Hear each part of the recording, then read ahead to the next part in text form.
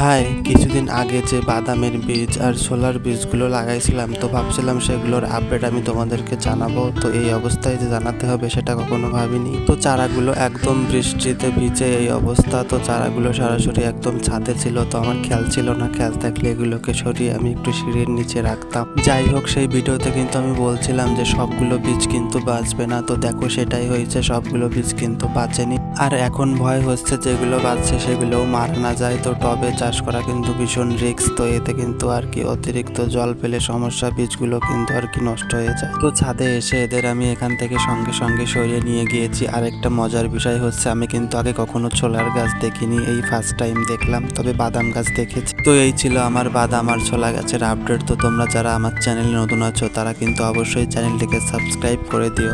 তাহলে আজ আসি, দেখা হবে পরবর্তী ভিডিওতে। ততক্ষণে তোমরা ভালো থেকো, সুস্থ থেকো। টাটা।